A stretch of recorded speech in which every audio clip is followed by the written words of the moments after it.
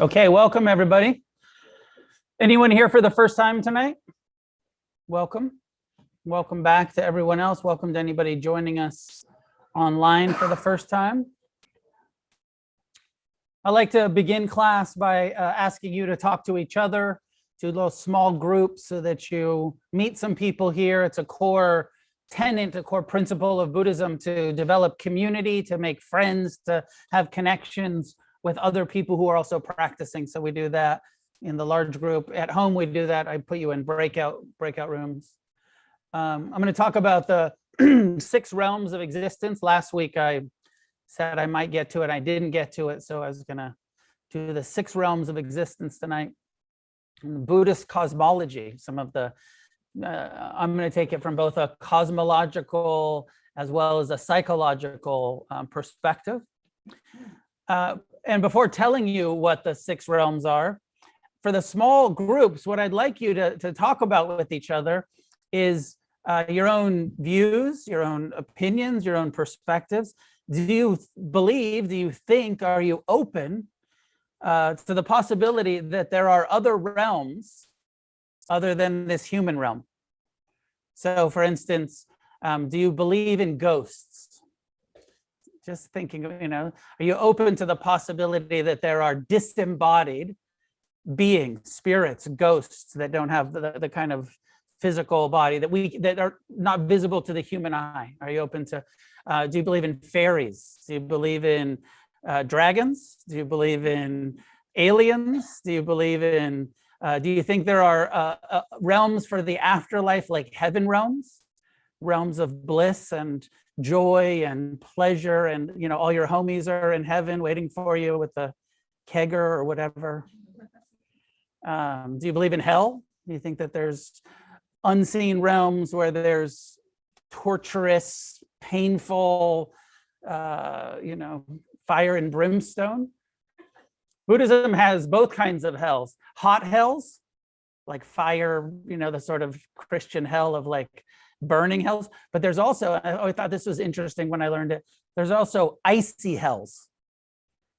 Interesting, like if you had to choose, could you go hot or do you go cold? If you're going to go to hell for, hot one, cold one, which is worse? The cold hell or the hot hell? Do you believe, are you open to it? We grow up in such a culture, and I got to say that I'm pretty skeptical personally, even though this is part of the Buddhist cosmology. It's part of the kind of ancient model that was taught originally in Buddhism by the Buddha, that the human realm is one of 6. There's 6 realms, and the human and animal realm are the only ones that are open to our human eye. We see the humans, we don't see the ghosts, we don't see the God realms, the heaven realms, the hell realms, we don't see the other realms. What do you think? Is it possible? You open to it, or are you just like malarkey?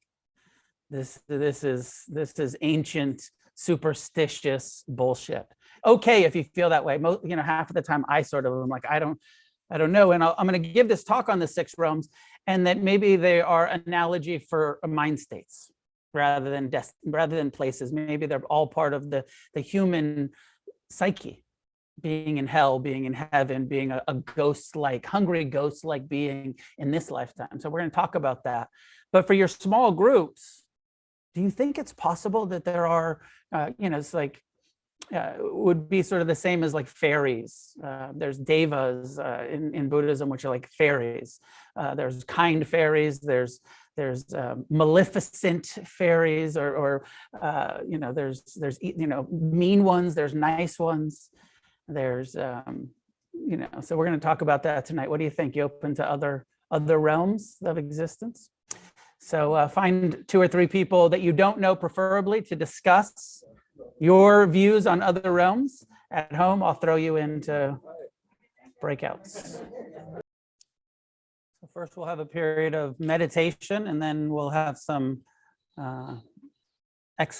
explanation and discussion of Buddhist perspective on the 6 realms of existence.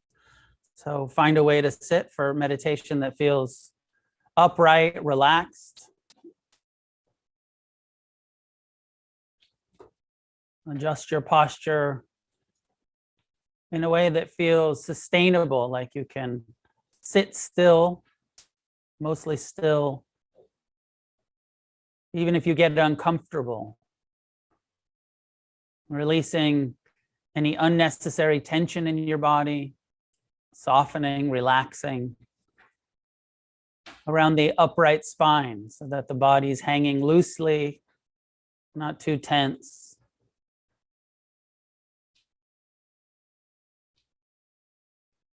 With each exhale, it's useful to soften the belly, release the jaw,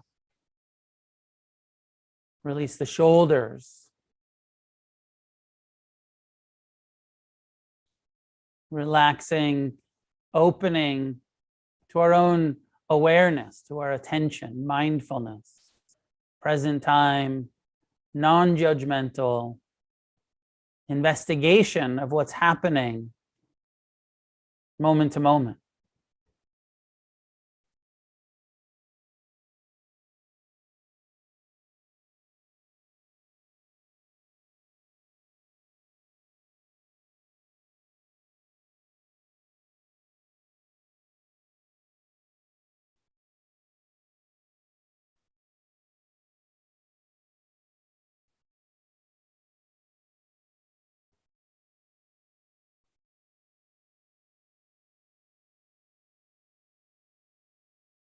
Mindfulness works best if we bring in attitude of friendliness, of kindness, acceptance.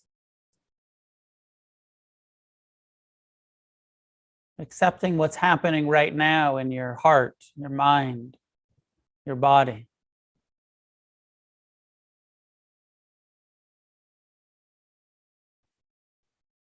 Acknowledging, bringing awareness to what's happening. What's it feel like sitting here right now? The simple meditation phrase, right now it's like this. These sounds, these sensations, these thoughts and feelings.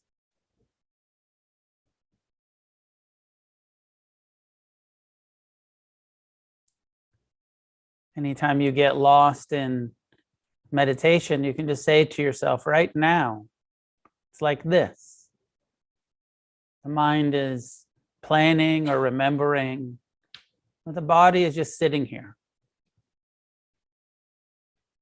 And always return to the body, present time, physical embodiment, awareness of the breath, the posture.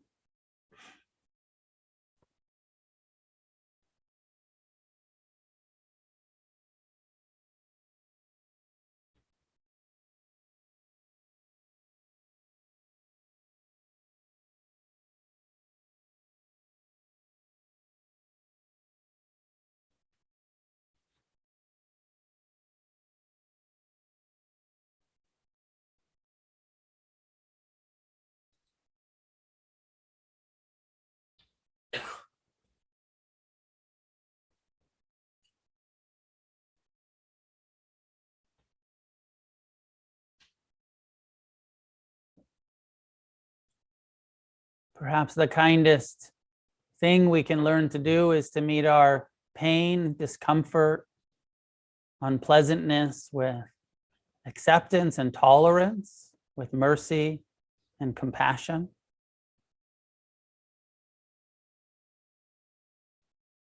Part of our practice is learning to be uncomfortable, to accept it.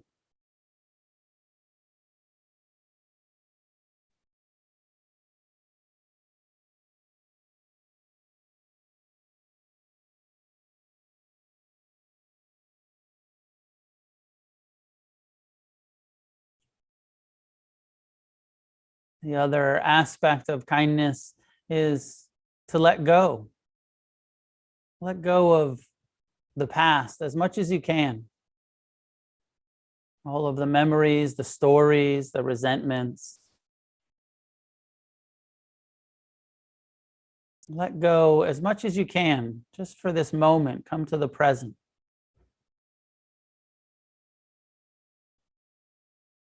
Let go of the future as much as you can. The worrying, the craving, the hoping and fearing that we do and the mind does about the present, about the future. Try to let go. Right now, it's like this. Come back here, sitting, breathing.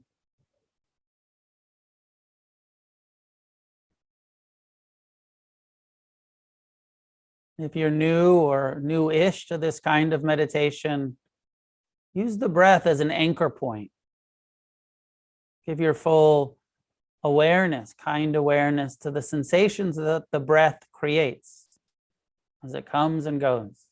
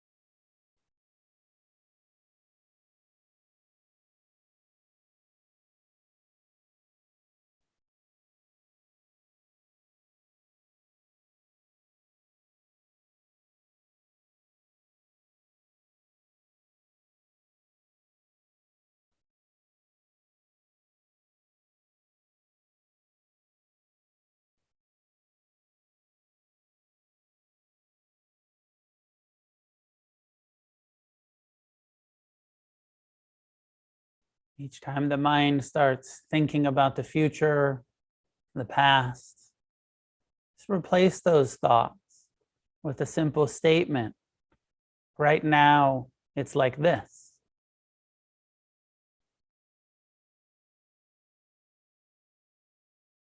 The past is gone, just a memory. The future hasn't arrived yet. Just thoughts, just hopes and fears.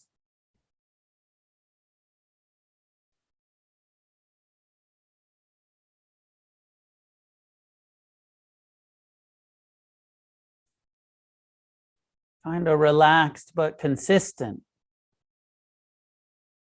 accepting but disciplined effort to pay attention to the present, the sensations, the emotions, even the thoughts that are arising and passing here and now. Present time, non-judgmental, kind awareness. Turning towards investigating, exploring your heart, your mind, your body.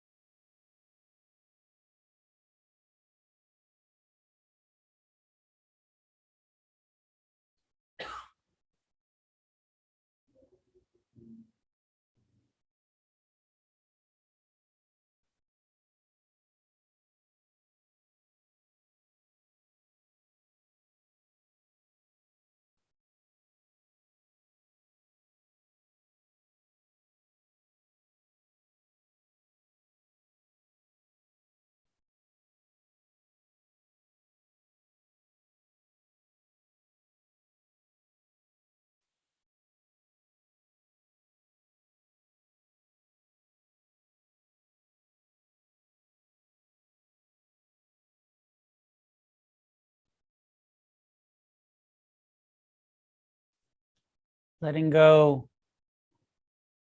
and returning, turning towards and accepting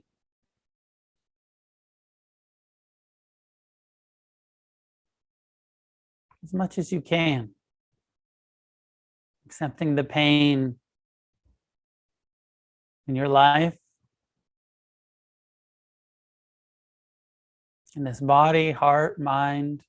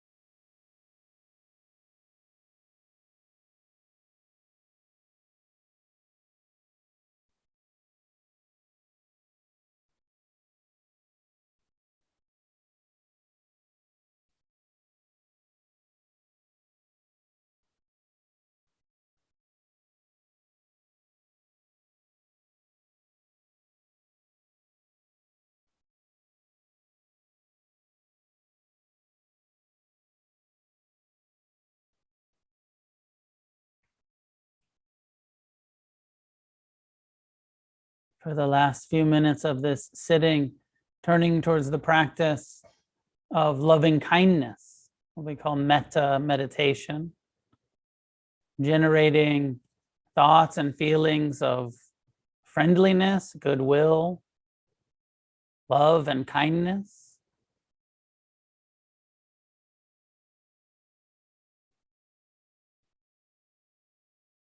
The Buddha said that his awakening led to a feeling of unconditional friendliness towards all living beings in all realms.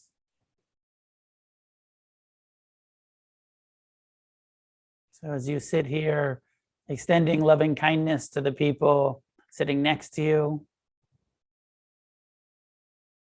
everyone that was in your small group, everyone gathered online, on Zoom, all over the country, everyone here in the room, our community, our Sangha, meeting each other with goodwill, with friendliness, kindness, and compassion. The traditional phrases are, may you be happy. May you experience a reliable, a sustainable form of happiness in your life. May you be at ease with your experience, whatever it is, pleasant, unpleasant, joy, sorrow, success, failure. May you learn to be at ease. May you be free from the suffering of clinging and aversion, self-centeredness. May you be free from greed and hatred and delusion. As an act of love and kindness, we wish for each other's freedom.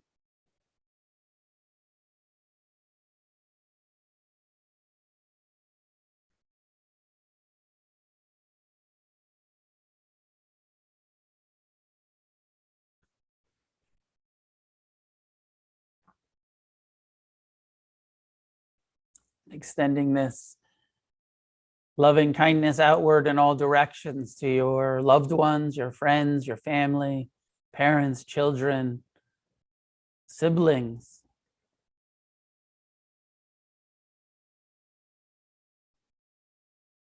With compassion for the pain, with appreciation for the joy, with as much forgiveness as we can touch in this moment. Extending loving kindness to everyone we know. Imagine all of the hundreds, thousands of people you've known in this lifetime.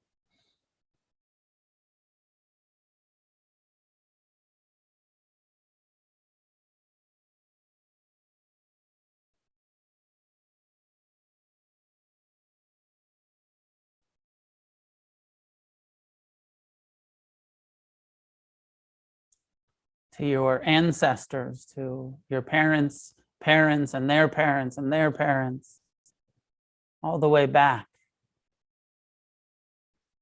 Generations.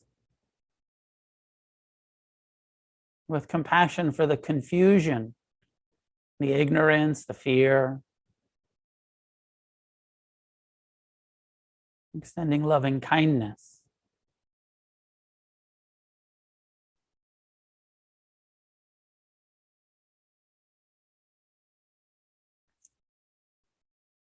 And then radiating this from your heart in all directions. Even if you don't quite feel it, just saying the words, may all beings be happy.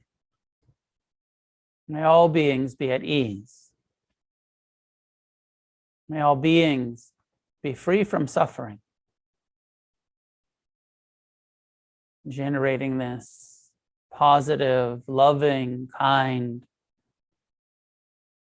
altruistic feeling outward in all directions.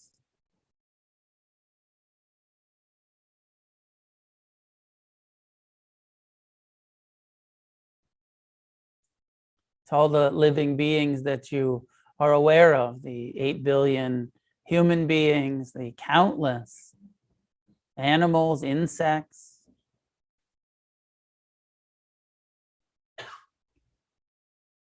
those of the sea and the sky,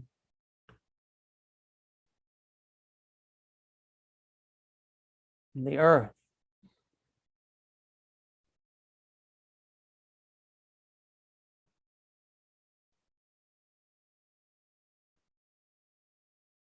And then opening to the possibility that there are unseen realms. In the teachings on loving kindness, the Buddha says, both the seen and the unseen. The hungry ghosts and the jealous gods, the heaven realms, the hell realms.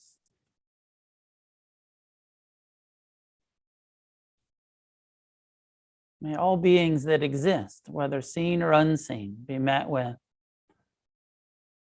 kindness, compassion,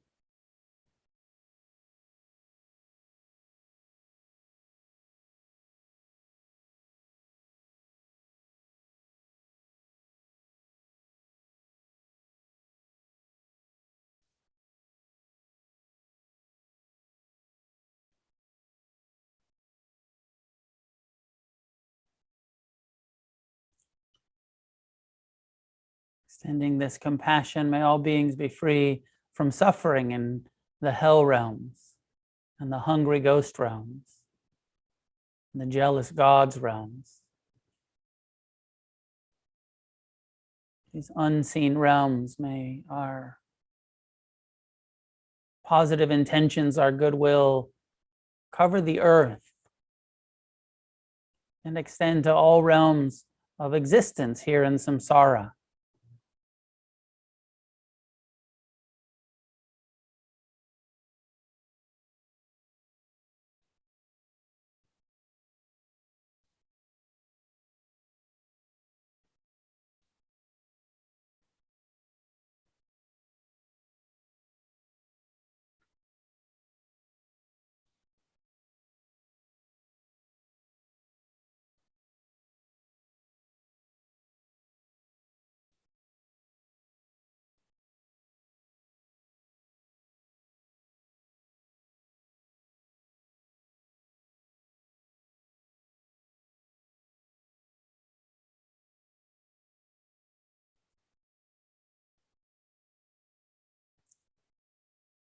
For the last minute or so, just return to you.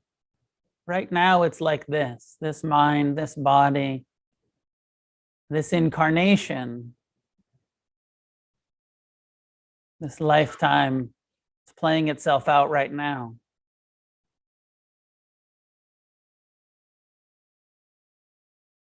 In one teaching, the Buddha said something like, you could search all realms of existence and never find anyone more worthy of your love, your kindness, your compassion, your attention than yourself. Remembering your worthiness, remembering your ability to wake up,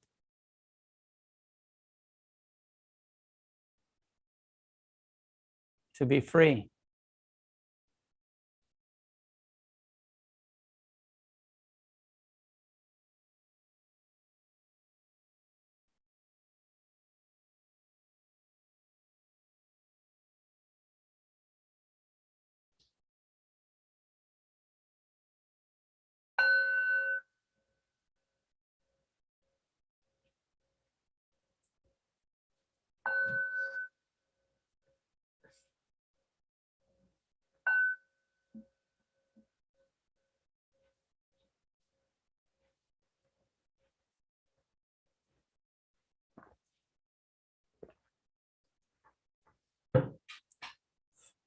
A bunch of open chairs. If you guys want to have a seat, you're welcome to.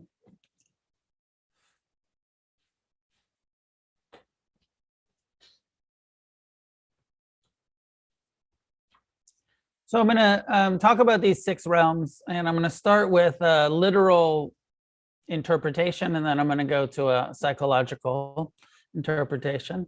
But for this first part, I'd like to ask you to be open-minded and consider the possibility that this is absolutely true, and that if you don't understand it or believe it, you're just wrong. It's hard to do that, right? So kind of, we're so self-centered and so stuck in our own views and opinions. It's hard to even open our mind to be like, well, maybe there is a whole lot going on and a whole aspect of reality that I'm just not aware of. But we get so stuck in like, no, my views or what I think is true.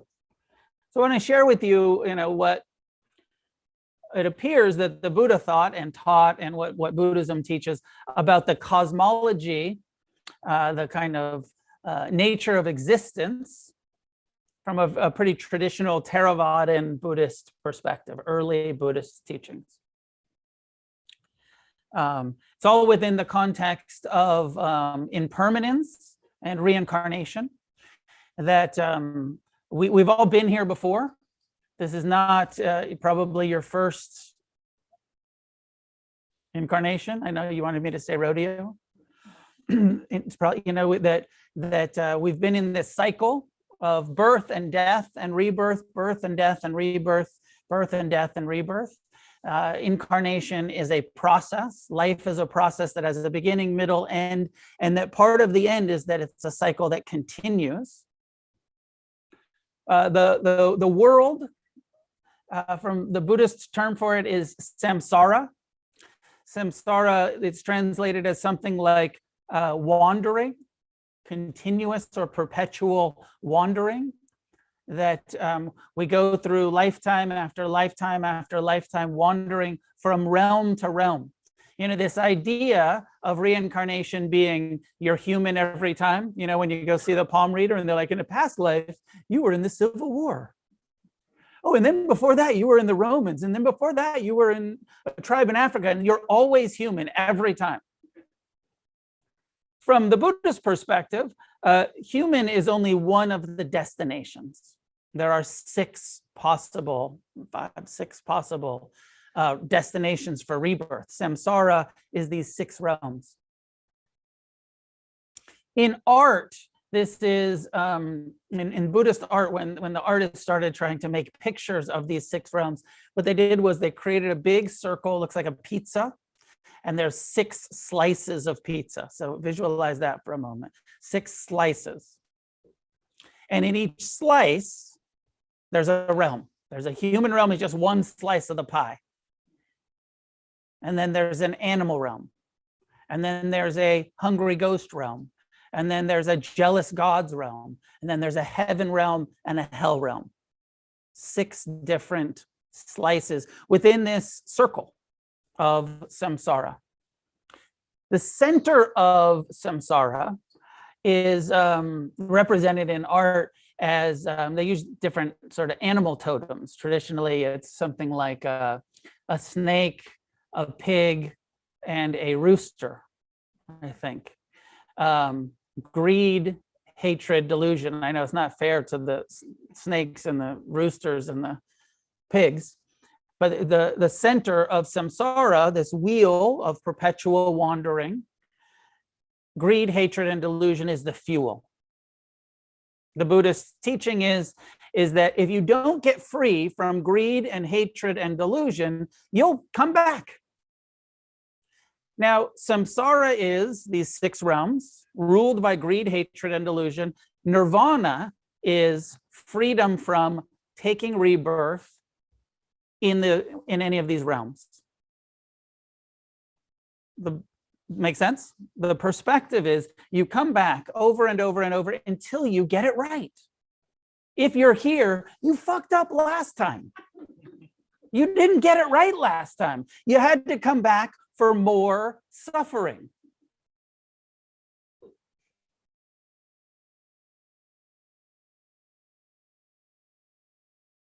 Now, one of the really optimistic parts of Buddhism, I think, empowering, optimistic, is that there's a core teaching that although it's this wandering, perpetual wandering, it's possible. This is what the Buddha's experience is teaching. It's possible in this lifetime to get off of the wheel of rebirth. Through your own efforts, through your own actions, you can free yourself from greed, hatred, and delusion through meditation, renunciation, an ethical life, a life of kindness and generosity and compassion and forgiveness. You can free yourself so you don't have to keep coming back. Now, I know a lot of us are so attached to the pleasure, the joy and sorrow of existence that we're like, fuck that, I like it here. I want to keep coming back. Why, you know, Buddhism sometimes gets a bad rap of like life denying, sort of pessimistic, like you're always trying to get out of life, get out of reincarnation. The whole teaching of Buddhism is about if you want to not suffer anymore. And we have to be honest with ourselves that whatever attachment we have to existence is on some level an attachment to suffering. Because it's not possible to exist here unless you're fully enlightened without suffering. So all of that, like, oh no, I don't want to fucking not be here. I don't want to go to, you know, nirvana, is like, no, I don't want to not suffer. Because if you're here, you're subject to suffering. If you're in a body, unless you have full enlightenment, you're you're subject to some suffering here. So that's the choice, right? It's simple. If you don't want to suffer at all, if you really want total freedom from suffering, then you choose the path that leads to nirvana, the eightfold path. A life of meditation, a life of ethics and renunciation, a life of kindness and generosity, a life of karmic purification, freeing ourselves from greed, which is everywhere from attachment, right? Every clinging is greed. Every moment of attachment. It's not just the big monetary, gross acts of accumulation greed. It's all of the craving for pleasure, clinging to pleasure is greed. Aversion to hatred is not just the big angry hatred. It's every moment of intolerance for pain. Not being good at being uncomfortable is hatred towards your pain. It's not compassion. It's not acceptance. All of the aversion, from the little being annoyed, being stressed, all of that is in the bucket of hatred. You're stressed because you're not accepting, you're not meeting the unpleasantness in a wise way. That's stress. You're annoyed because it's unpleasant and you're meeting it with aversion. It's all under the aversive hatred bucket. And the delusion, so many delusions. Delusion's the hard one. By definition, when you're deluded, you don't know it. It's a little bit easier to identify hatred and greed, right? Like you can be mindful and be like, yep, clinging, I see that. Aversion, I see that. Delusion, the main delusion that the Buddha addressed was the delusion of self-centeredness. I, me, mine. The delusion of belief in permanence, that way that the mind says, this is going to last forever. I've arrived, and now it's going to be like this forever. Delusional, not understanding the changing, the impermanent nature of things, or the taking everything so personal, believing in a permanent self, a permanent soul, a permanent eternal, kind of. Also the Buddha was part of his enlightened wisdom was there's this process that many people then say, like, well, since there's an afterlife, there must be eternalism. The Buddha said that's also a delusion. There's not eternalism. It's perpetual wandering, but there's an option to get off the wheel. You don't have to keep coming back to these 6 realms of existence. You following me so far? Open to the possibility that this is true and that what you were taught was not, or that what you believe is not. Just open to the possibility. I'm not, I mostly like be agnostic, but don't, like be like maybe, like let's just open to the possibility about it. I'm not asking you to believe this. I'm not trying to sell it to you. Just open to the possibility.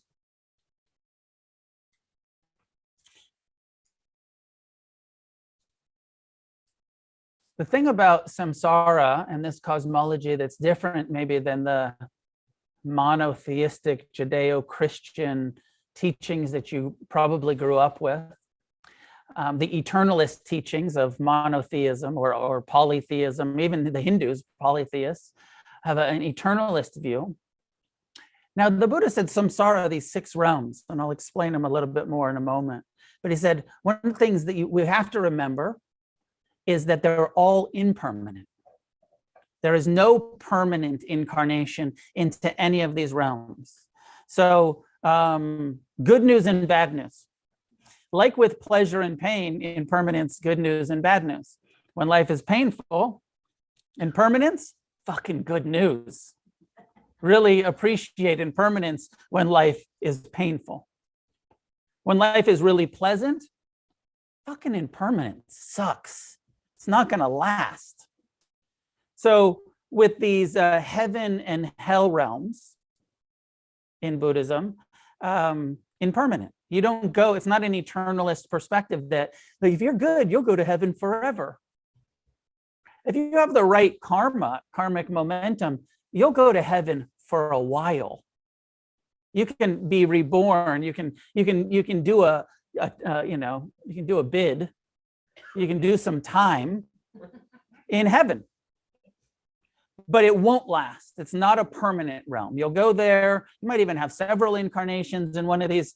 I think there's 27 different heaven realms, all kinds of different pleasure gardens to choose from, all kinds of different comfortable clouds to float on and parties to attend.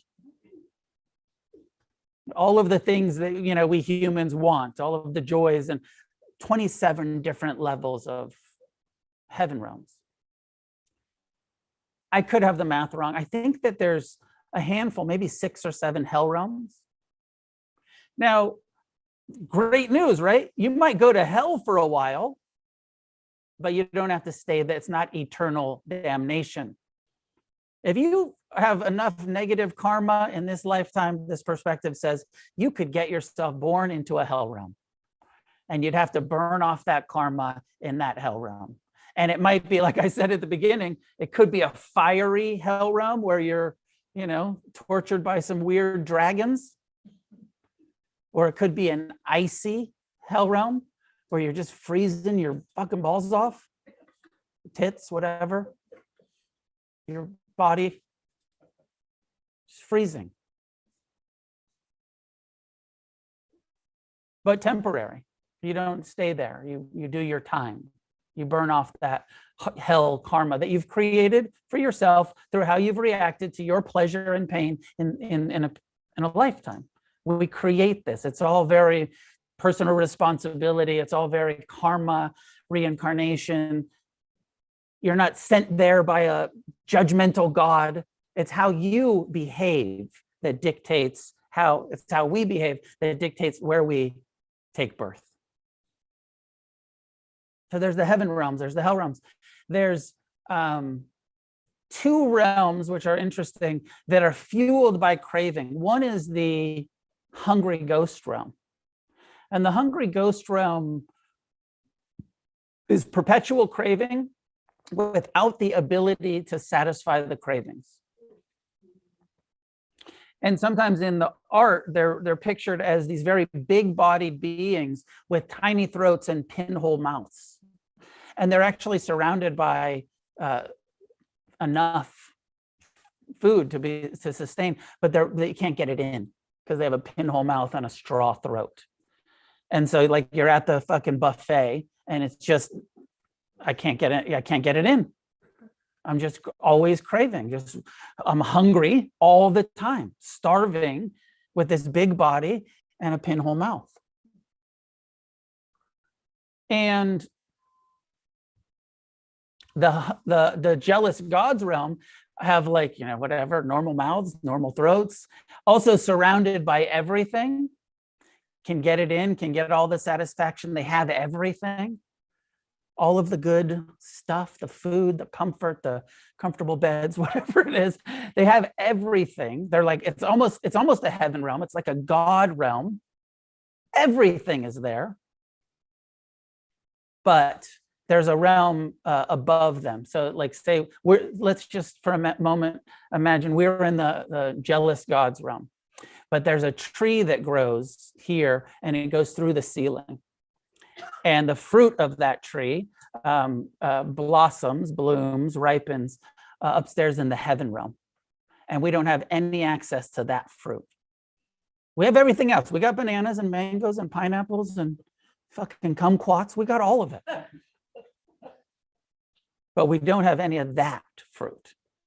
And we're jealous and we're miserable and we wage war upon the heaven realm because they have something that we don't have, or at least we think they do. For all we know, it's a fucking mango tree, and we have them, but we need more. And they have something that we want. And that experience of abundance, that experience of needs are met. And it's not that you can't get satisfaction. You have satisfaction. It's just jealousy. It's just envy. It's just greed for more, for something else.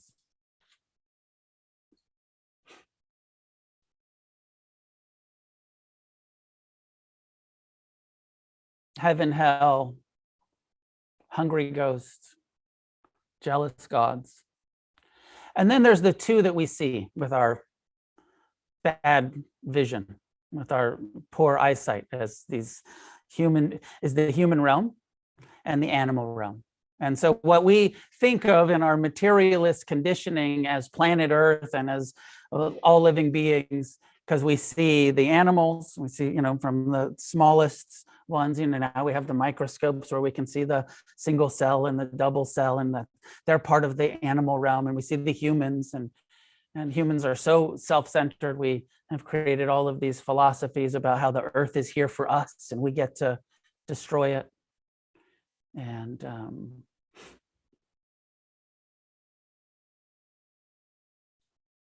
now the animal realm is, and I always get shit about this.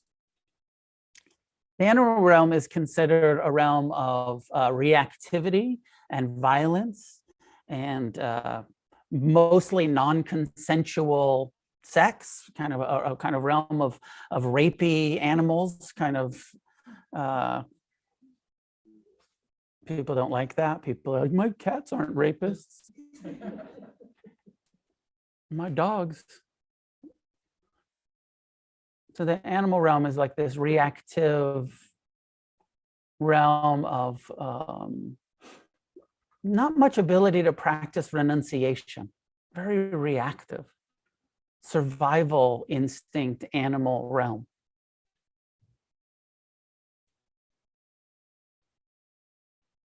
Survival of the fittest, that kind of food chain that happens in the animal realm. Who am I going to eat? Who's going to eat me? The human realm, of course, it's Buddhism. It's a human philosophy. It's very human-centric. The human realm is the best.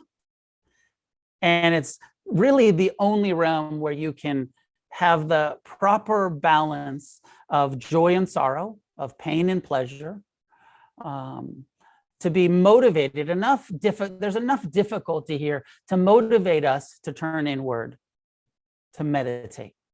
There's enough ability with our developed neocortex or whatever it is to be conscious and to be intentionally conscious and to investigate and to be able to come to see clearly and to free ourselves from the habitual animal-like craving for pleasure and aversion to pain. To free ourselves through our own efforts, we can practice the Four Noble Truths, the Eightfold Path. There's this ability, as with this human form, this human incarnation, to get free, to wake up, to see the impermanent nature of all things, the impersonal nature of all things, to develop compassion for pain. Animals aren't able to develop compassion for pain. They just fucking hate it. In the hell realm, it's too painful to really muster much compassion for pain. In the heaven realms, it's too pleasant. You don't have any motivation to be non-attached or practice compassion. In the jealous gods, are so filled with the envy and the jealousy. They don't have they're not practicing non-attachment. Here, we have the ability to practice non-attachment, the human realm. We can let go. We can train our minds to let go, to respond with love, with kindness, with forgiveness, with compassion. As human beings, we have an opportunity to wake up, to end this cycle of habitual, reactive lifetimes of ignorance that then you just start over. And you just keep coming back, keep coming back, keep coming back, because you didn't wake up last time. But as a human, you have an opportunity. This is the perspective. And there's all of these teachings about, and they're sort of religious-y teachings, but in one teaching that I recall, it says something like, by the time you've taken this incarnation, this one, talking to you, to us directly, by the time we've taken this incarnation, we've been the victim of so much violence that we've bled as much as the blood in all of the rivers of the world. And if you think of human history and all of the history of war and violence and oppression and murder that human history is, And if reincarnation is true, he says, you've been killed so many times. You want to keep coming back and keep getting killed? Or do you want to get free? He said, by the time you take this incarnation and you find the Dharma and you have some sort of, I don't know what it is in us, that, because lots of people read about Buddhism, hear about it, doesn't resonate with everybody. But when you have this incarnation where it does resonate, it makes sense to you, and you have the motivation, you say, I do want to get free. I do want to be free from suffering. I do want to see clearly. I do want to be compassionate and loving and generous. I don't want to be stuck in an animal reactivity. I don't want to be in this jealous God American mentality. I don't want to be in that. I want to be free. He says, you've already had so much grief over the countless reincarnations that you've cried like all of the, water in the ocean. You've just been crying for countless reincarnations. And that it's possible now to free yourself from that violence and that sorrow and grief. There's an image that's used, so there's 8 billion humans now, and that by the time we come into contact with the Dharma, it's considered rare and precious. And to have that instinct in you, that intuition, that whatever it is that understands and wants freedom, and that hears the Dharma and it resonates, and have that opportunity, because we could have been born in a lot of places where you wouldn't have gotten introduced to it. You could have been born, and this is an interesting perspective on our trauma and the wounds of our life and the pain of our life, that probably for most of us is what motivated us on some level or another to start meditating, recovering from addiction, seeking freedom, healing wounds, dealing with our stress, our suffering on whatever level. And then it can give us at some point a kind of appreciation for the balance of joy and sorrow of our life, that we've had enough pain to motivate us, but that we have enough pleasure to say, like, okay, I'll meditate, I'll deal with my pain, I'll try to get free.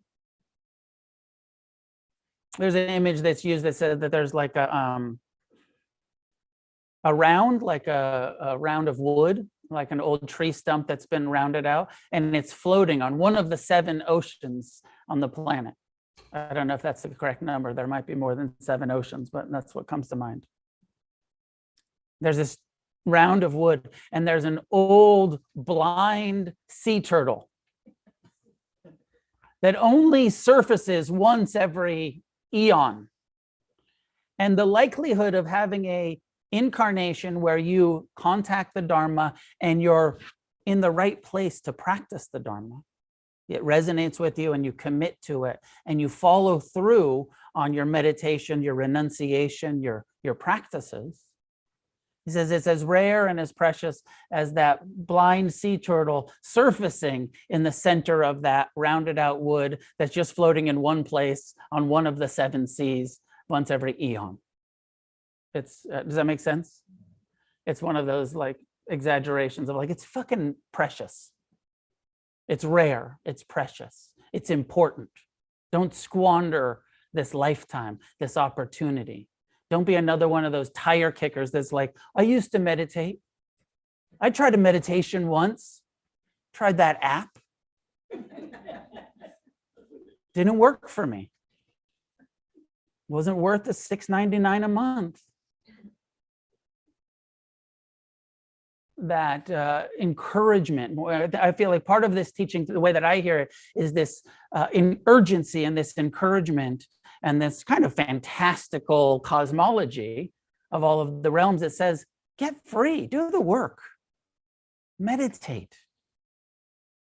Stop lying and cheating and stealing and living a life based on self-centered greed. Stop clinging. Forgive everyone. Forgive yourself. come into that guided meditation, loving kindness, really develop that so that in a genuine way, you feel love and kindness and compassion for all beings in existence, even your enemies, even the fuckers that don't deserve it, with love and kindness and compassion.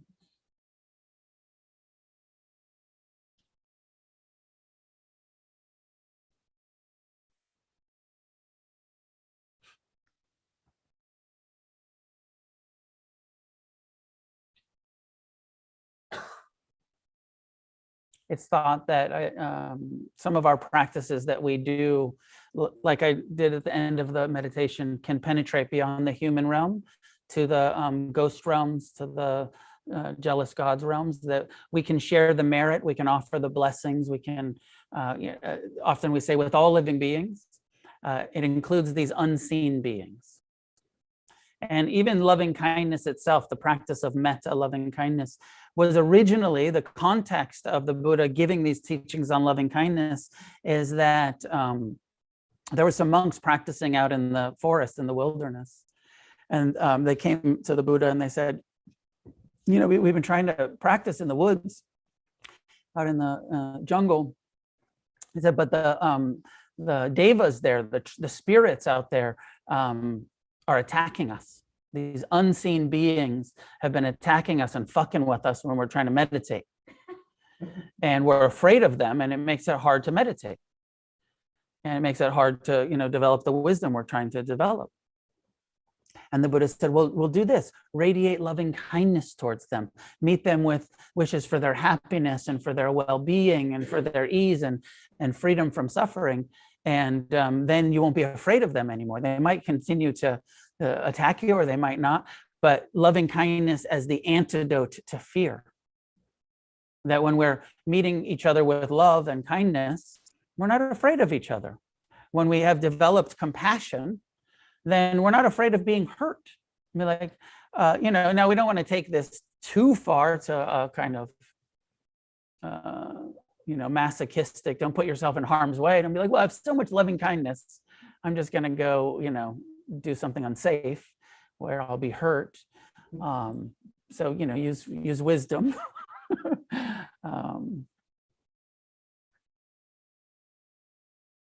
Loving kindness as penetrating beyond just this human realm into the animals and the unseen realms. Okay, so I'll shift to, so this is part of what Buddhism teaches. I know this is a little religious, you know, the cosmology of it. It takes a lot for most people to open to the possibility of rebirth and to different realms of birth and incarnation. I don't think it's important that you believe this. I really don't. But it's interesting to reflect on and to be open to. There is my sort of Western conditioned, psychologically oriented, I tend to hear this teaching as just analogy for mind states. The hungry ghost realm is like the, you know, experience of being an addict, constant craving. No matter how much cocaine you have, it's not enough. You can never, you know, like the heroin, the constant craving, the alcohol, the constant craving, or the sugar or the food or the sex or the love addiction or whatever it is, that hungry ghost like human experience. And that maybe it's not a realm, but it's a aspect of being human. And I feel like I can look back on my teenage crack addict life and feel like, yeah, I was like a hungry ghost wandering around the streets, doing crimes, trying to fulfill something that could never be fulfilled by that crack pipe or the booze or the needle or whatever else. It was a hungry ghost mentality. I also feel like, you know, some of us have been in enough pain. And at times, you know, that times when you're in so much pain and it feels like it's not going to end, that it feels like I'm in hell. This is a fucking hell realm. whether you're being physically beaten or abused or just emotionally just so heartbroken, so distraught that it feels like an experience of being in hell right here in this human body. Or likewise, I hope you've had some experiences of being in heaven.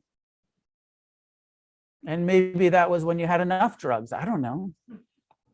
The right sexual experience, or the right meditative experience, or the right, beautifully pleasant vacation, whatever it was. Maybe it was just walking down the street and having that experience of like, all is right.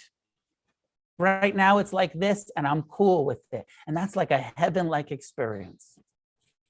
Nothing, no clinging, no aversion, just enjoying the beach or the mountains or your living room, your couch, just chilling on the couch in heaven. Sometimes you feel like that when you get in bed at night. You're like, oh, this is the best. Reclining, rules. Fuck gravity. This is the best. And those mind states where it's heaven. But it's where this teaching of impermanence is so important, because no matter how the most heaven-like experience you had in this lifetime, not here anymore, didn't last. The most hell-like experience you've ever had in this lifetime, hopefully you're not in that right now. It passed. It was hell. That was fucking hell. But now here I am back as a human, a little bit.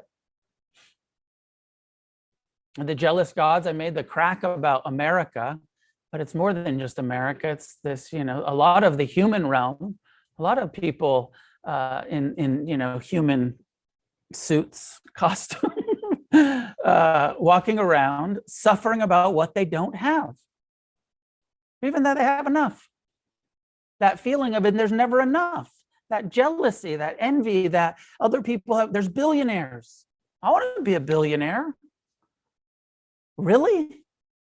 And suffering about it and going, being unethical and dishonest and comparing and all that shit, all that suffering, that jealousy and envy and craving and greed creates in the mind, that jealous God mentality. Or that we got to go and make it all real cheap in China so we can afford it. We got to oppress other cultures. We need their oil. We need their labor. We need to maintain our lifestyle.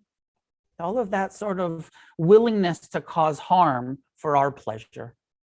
Waging war, whether it's literal war or it's just economic oppression that, and America's incredibly guilty of it, but so are lots of other countries and lots of other cultures.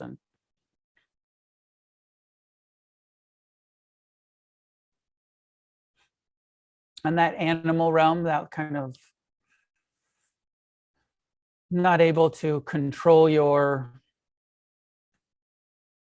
anger. Anytime you've become violent, you've lashed out with tongue or pen or physically. That kind of not practicing renunciation, that reactive, animalistic hatred of others, even when it's just a post on Instagram that's telling everybody they're wrong and you're right. That kind of self-centered reactivity.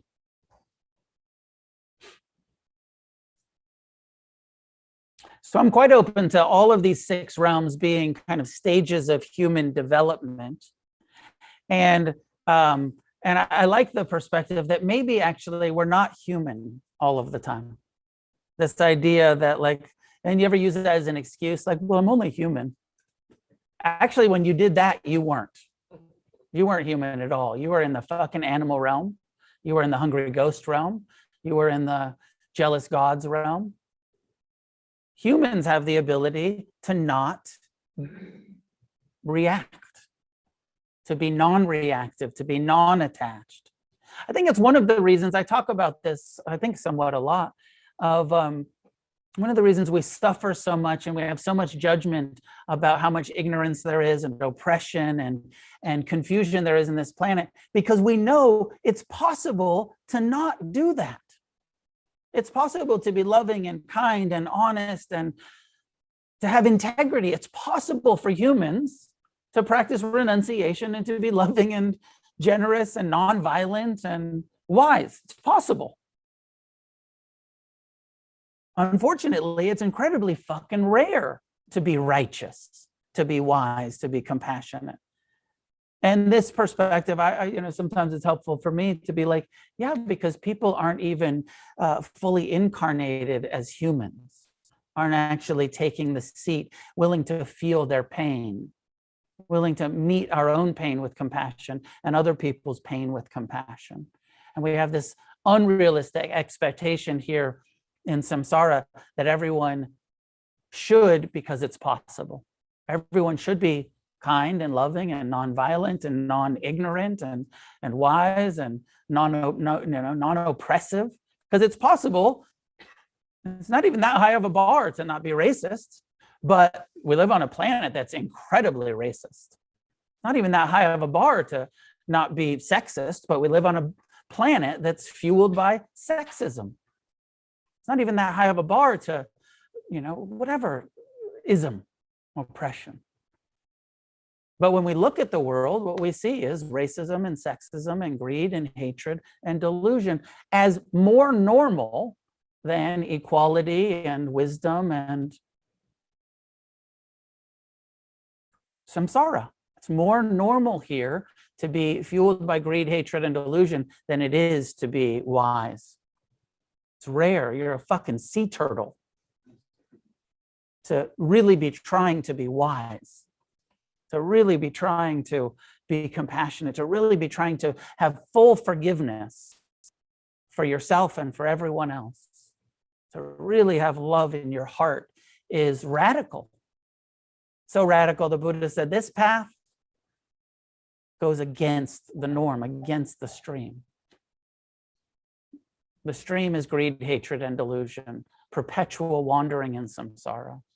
Waking up is a conscious, deliberate act of rebellion against greed, hatred, and delusion. And the problem is, greed, hatred, and delusion isn't out there. The center of the wheel isn't out there. It's here in our instinctual drives. It's here in our biological, evolutionary craving for pleasure and aversion to pain and self-centeredness. And so it's an internal rebellion, an internal revolution.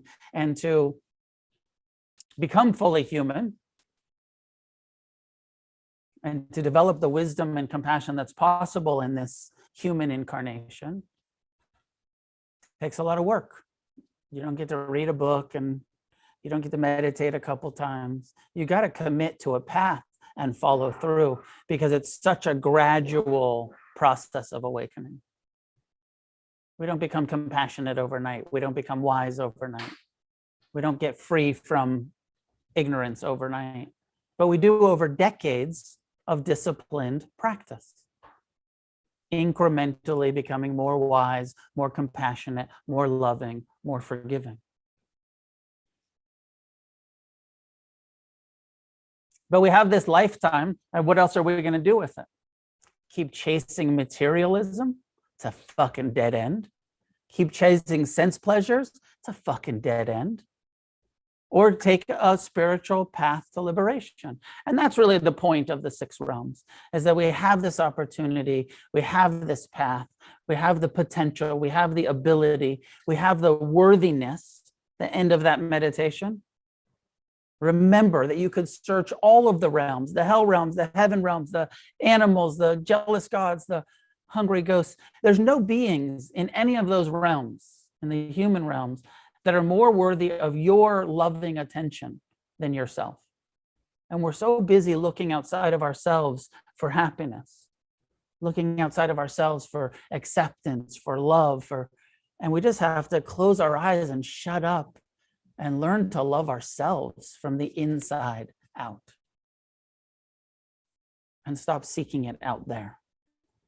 Now, maybe I should, Nothing wrong with relationships too, but not as the source of our happiness.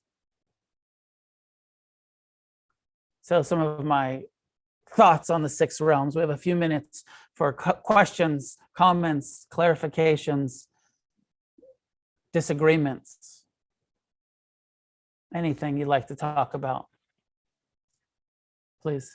Just going to share briefly. It's interesting. I'm sure you've heard of Gabor Mate. Yeah. Book, Dharma Punx, which is all about addiction. You just put it into like more perspective for me. I've gotten maybe a quarter into it and gave up, but like the title just, it makes so much sense, you know, being an addict as well, just together. So Absolutely. that was cool.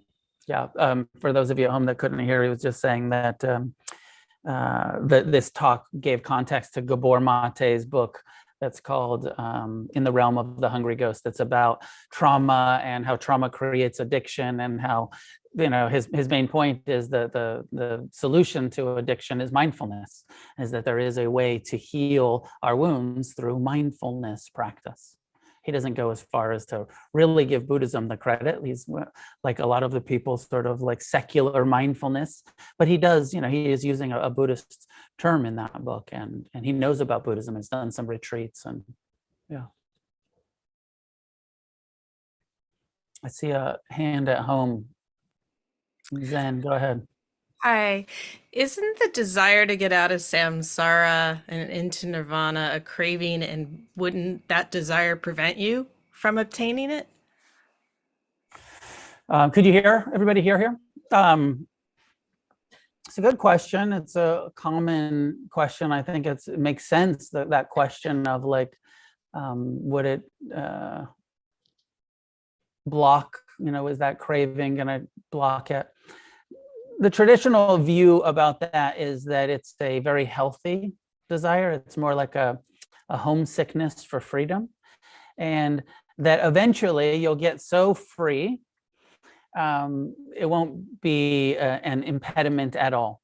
It's just that part of you, that the wisest part of your heart that wants to be free, that will drive you in the right direction. And the Buddha even used the term Dhamma Chanda, Dhamma meaning the truth, the kind of, and Chanda, which means craving or lust or passion. And he said, you know, this is one of the healthy desires. I gave a talk on desire a few weeks ago. It's one of the healthy desires. Of course you want to get free. You know, like this is a good thing. Let that motivate you to do all of the really unpleasant shit you're going to have to do to get free. Because, you know, if you really want to get free, you're going to have to. I just thought of this story of one of the Tibetan masters that lived in a cave for a long time and was considered the most compassionate being. And at one point, somebody asked him, how'd you get so compassionate? And he pulled up his robes and he showed the calluses on his ass from sitting on the floor in the cave. Said, this is how I got so compassionate. These calluses on my ass from sitting in the cave. I developed all of this compassion from sitting here and generating compassion. And so that desire for freedom, if it's just a desire to feel good and for sense pleasures, it's not going to take you through liberation, because there's so much renunciation and so much disciplined mind training necessary to get free, that just wanting to feel good will send you to the sound bath, not to the silent retreat. Will send you on the ayahuasca journey, not on the daily meditation practice. It'll send you to the bar, not to the, you know, whatever other shit I can talk about, where people are looking for pleasure. Please. Okay. If you accept everything as it is, the good, the bad, everything, and you become content with it, then what is the motivation for change? It's a great question. I'll just repeat it at home. If we become content and accepting about things as they are, the good and the bad, then what's our motivation for change? So I would see acceptance as a foundation that acknowledges this is the way it is. There's greed, there's hatred, there's delusion, there's ignorance, there's oppression, there's injustice. And acceptance isn't then complacency. It's just not denial. The way, when I'm using acceptance, I'm using it as seeing the way things are accepting it really is like this. And from that foundation of acceptance, not complacency, not complicity, but from that foundation of, oh, it's really like this, then compassion is the motivation for positive change. It's the world is filled with greed, hatred, and delusion. I accept that, I see that, and I'm committed, I'm motivated out of love, out of compassion to create a positive change on the planet. Because I accept that it's not okay the way it is. It is the way it is. Acceptance is, it is the way it is. I'm not denying racism. I'm not denying oppression. I'm accepting this is a racist planet.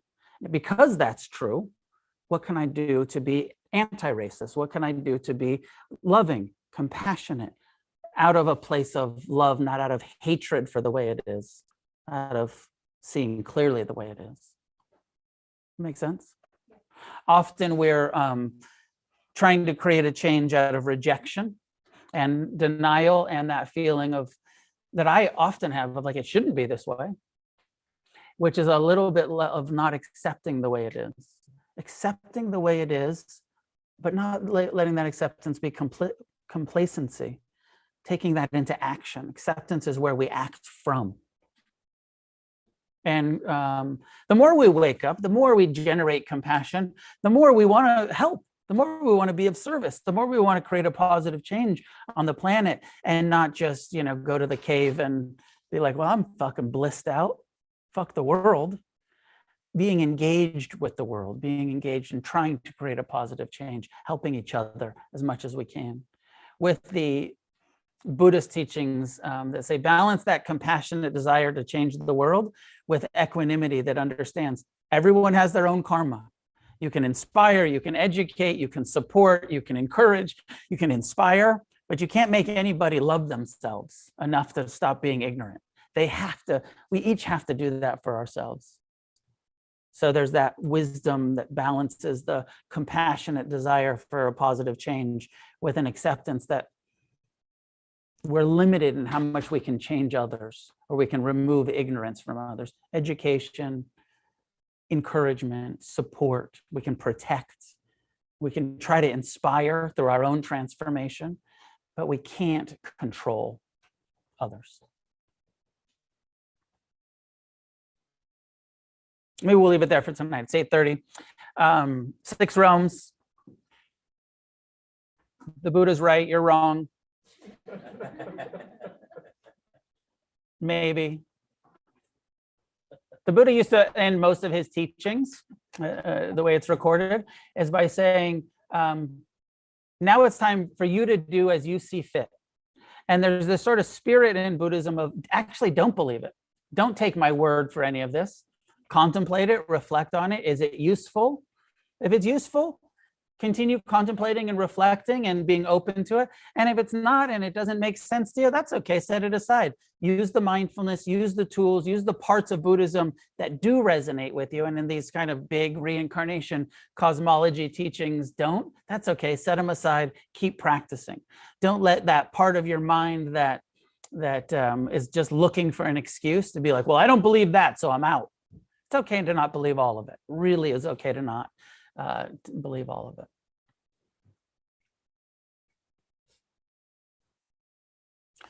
Announcements are Against the Stream's a nonprofit that is fully supported by your voluntary generosity. Please be generous. Please consider a $25 donation for drop-in class. If you can give $25, do it. If you can't, if you're broke, you don't have the money right now, give what feels appropriate to you.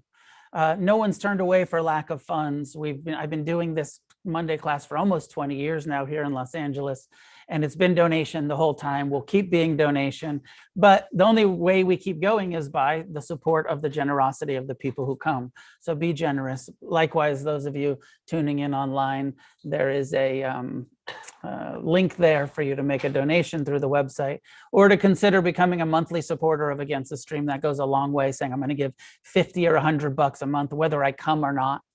And I think it's really a beautiful thing to break free from the fee for service and that sort of commerce, rather than I only donate when I come because I am getting something out of it. Saying like, I just want to support this Dharma center. I just want to support Noah and Sebastian and their livelihood. And I want to support this thing continuing rather than I only give when I receive.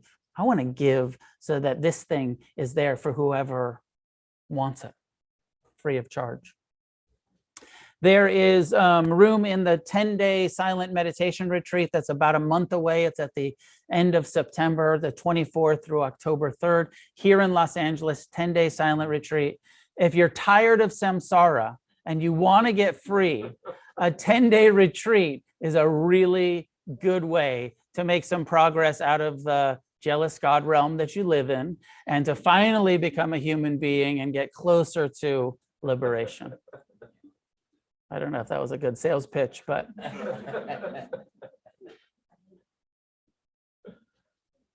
there's these cards for the locals. Take some and put them at the coffee shop or give them to a friend that might be interested. We accidentally made 10,000. We have boxes of them. Please help us distribute these cards that are just, it says the Monday night address, and take some and drop them in your neighbor's mailbox. May any goodness that comes from our practice be shared with each other.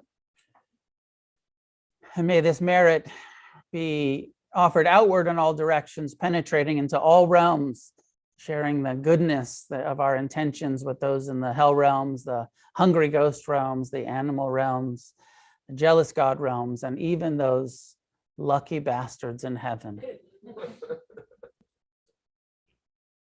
Together, may we create a positive change on this planet.